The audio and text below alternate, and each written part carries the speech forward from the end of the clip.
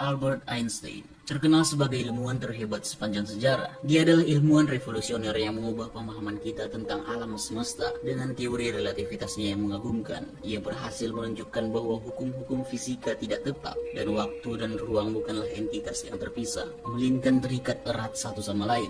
Albert Einstein juga merupakan sumbangan penting dalam pengembangan bom atom yang membantu mengakhiri Perang Dunia Kedua. Karya Einstein telah memiliki dampak yang luar biasa terhadap dunia dan telah menciptakan banyak inovasi teknologi yang luar biasa. Kecerdasan dan kreativitasnya terus menginspirasi orang-orang di seluruh dunia sampai saat ini. Saking cerdasnya dia sampai dipandang sebagai lambang dari kecerdasan itu sendiri.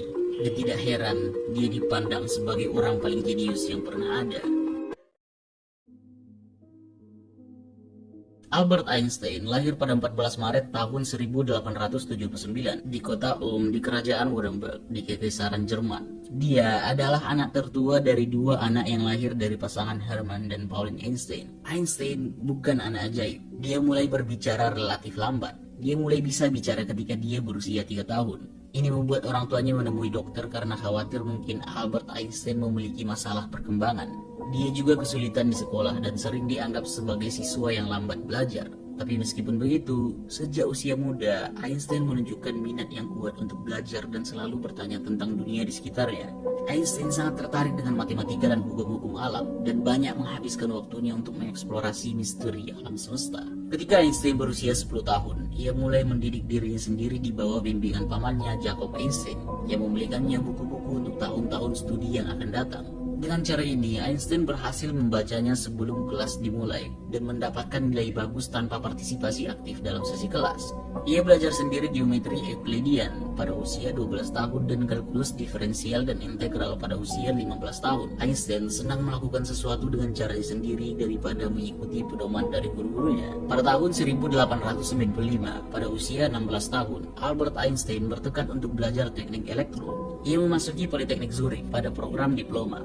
Einstein sebenarnya tidak terlalu suka dengan kelas yang dia ikuti. Dia sering melewatkan kelas yang ia ikuti. Di jam kelas, dia sering pergi ke kedai kopi dan aula bir. Bahkan untuk lulus ujiannya, Einstein menyalin catatan dari teman kelasnya Marcel Grossman yang membuatnya mendapat nilai tertinggi dalam kelompok melebihi Grossman sendiri. Di waktu kuliah inilah Einstein mendapatkan beberapa ide pertamanya. Albert Einstein lulus ujian akhir dengan baik dan memperoleh gelar diploma dan kemudian mengajar matematika dan fisika. Dia ingin melanjutkan kisah hidupnya sebagai asisten profesor, tetapi tidak ada profesor yang mau menerimanya karena karakter pemberontaknya. Setelah lulus pada tahun 1900, Albert Einstein mencari pekerjaan selama 2 tahun, sampai ayah dari teman sekelasnya, Marcel Grossman, membantunya dipekerjakan sebagai asisten pemeriksa di kantor federal untuk kekayaan intelektual di Bern, Swiss.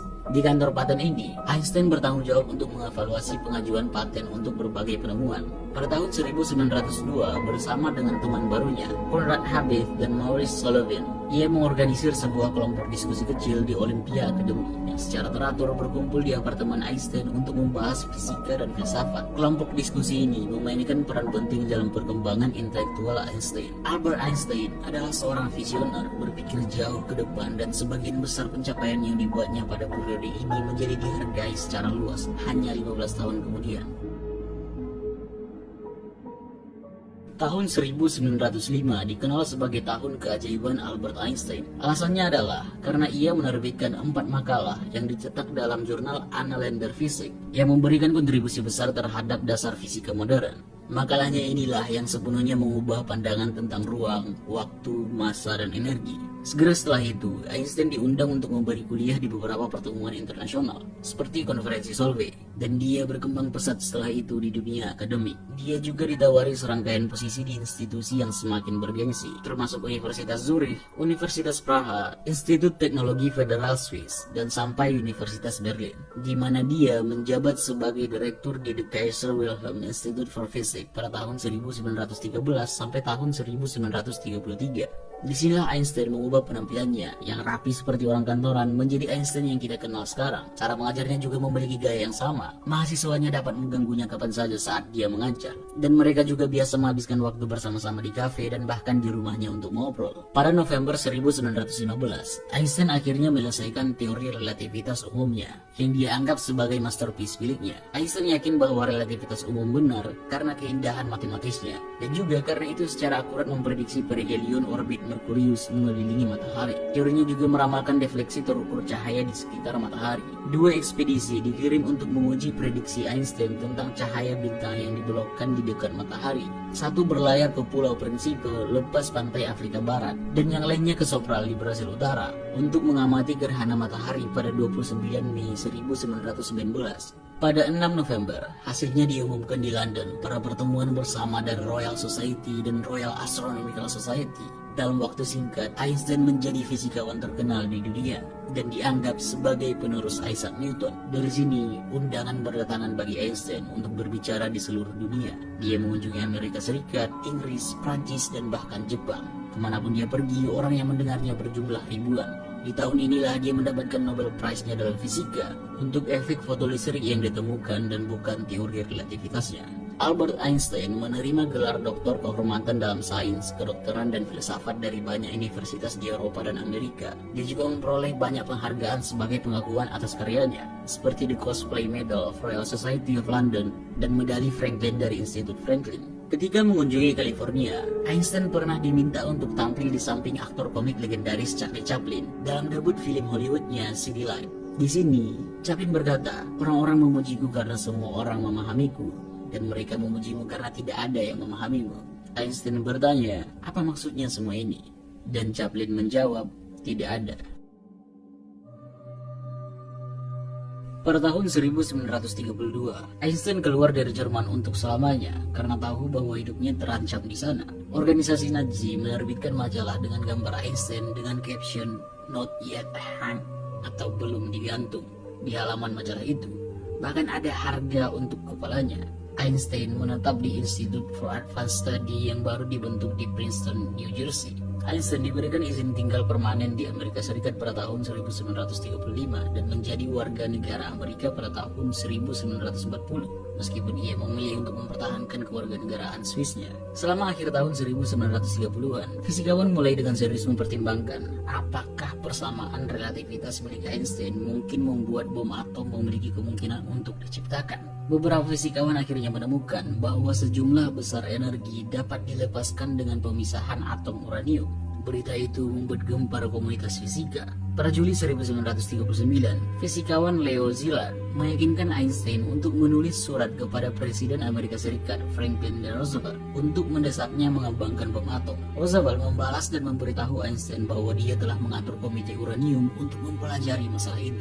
Einstein walaupun merupakan orang yang memiliki persamaan yang menggerakkan seluruh upaya proyek pengembangan bom atom ini, atau dikenal sebagai proyek Manhattan, dia tidak pernah diminta ikut berpartisipasi. Einstein sedang berlibur ketika mendengar berita bahwa bom atom telah dijatuhkan di Jepang. Tidak lama setelah itu, dia menjadi bagian dari upaya internasional untuk mencoba mengendalikan bom atom, membentuk The Emergency Committee of Atomic Scientists. Meskipun Einstein terus memelopori banyak perkembangan penting dalam teori relativitas umum, seperti wormhole, higher dimensions, kemungkinan time travel, keberadaan black hole, dan penciptaan dari alam semesta, dia semakin terisolasi dari dunia luar, dari komunitas fisika, karena langkah besar yang dibuat oleh teori kuantum dalam mengungkapkan rahasia atom dan molekul. Mayoritas fisikawan mengerjakan teori kuantum, bukan relativitas. Di tahun-tahun terakhirnya, dia mulai berhenti bepergian jauh dan membatasi dirinya untuk berjalan-jalan di sekitar Princeton dengan rekan dekat untuk membahas percakapan mengenai politik, agama, fisika, dan teori medan terpadunya. Ketika kematian Einstein, Morse, salah satu fotografer Life Magazine, menuju ke Princeton secepat mungkin, dan dia menulis, "Einstein meninggal di rumah sakit Princeton, jadi saya menuju ke sana dulu. Tapi semuanya kacau, banyak sekali jurnalis, fotografer, dan penonton. Jadi saya menuju ke kantor Einstein di Institute for Advanced Study. Dalam perjalanan, saya berhenti dan membeli sekotak scotch. Saya tahu orang mungkin enggan untuk berbicara, tetapi kebanyakan orang senang untuk menerima sebotol minuman, bukan uang. sebagai imbalan atas bantuan mereka. Jadi saya pergi ke gedung mencari pengawas, memberinya 1/5 dari scotch, dan ya, dia membuka kantor. Di saat Morse sampai di kantor Einstein, dia mengambil satu foto meja di mana Albert Einstein telah bekerja beberapa jam sebelumnya.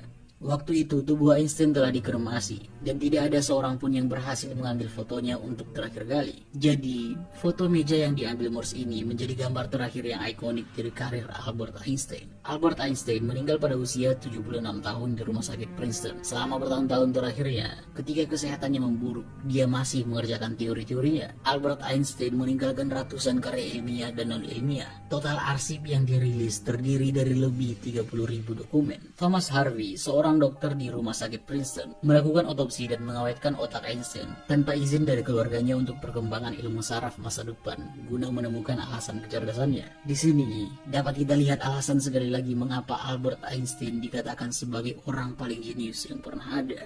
Einstein meninggal karena pendarahan internal yang disebabkan oleh pecahnya aneurisma aorta perut, kondisi yang telah dihadapi selama bertahun-tahun. Pada tahun 1948, 7 tahun sebelum kematiannya, Einstein menjalani operasi untuk mencegah pecahnya aneurisma itu. Dokter yang berurusan dengannya menulis, selama beberapa tahun dia menderita serangan nyeri perut di bagian atas, yang biasanya berlangsung selama 2-3 hari dan sering disertai dengan muntah. Serangan ini biasanya terjadi setiap 3 atau 4 bulan.